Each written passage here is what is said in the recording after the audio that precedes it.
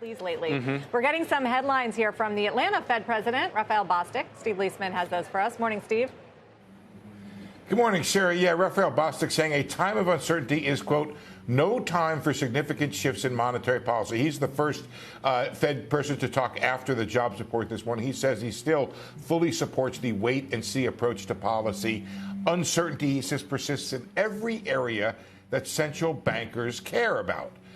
The U.S. economy, and this is where he gets a little hawkish here, could experience a long period of elevated inflation from tariffs because he says businesses could be delaying price increases from tariffs. So he thinks not months, but maybe over the course of a year. The price effect of tariffs, quote, may take a year or more to fully play out.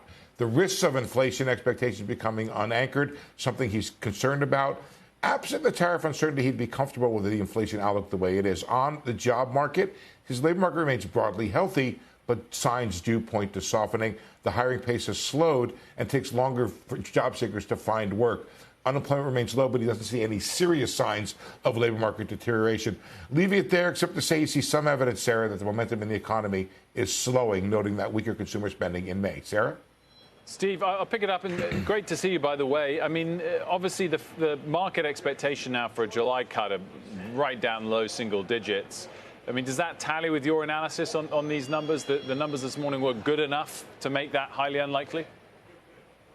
I think that's right. I think you got a little bit for both sides in here. You know, the top line number is the top line number. There were 147,000 jobs created, but you look below the surface and you find that a lot of it was essentially the state and local education workers, which doesn't make a lot of sense, which tells you essentially it's a seasonal adjustment problem.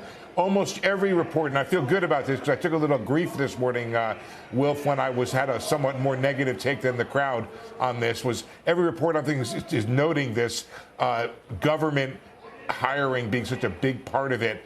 And look, if you go back, the government is usually 20% of hiring. It was 50% this time. And we'll see if that it takes a step back.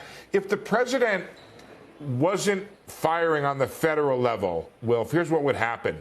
You'd have the 74,000 private sector jobs and add 10 or 20 on top of that. You'd be at 90 or 100. But you have to take off for the federal government hiring. So that's why people think this job market is a little bit softer than it appears from the headline. Certainly the markets are happy with it today, up 0.8% on the S&P 500 at record highs. Steve, thank you very much. Let's talk about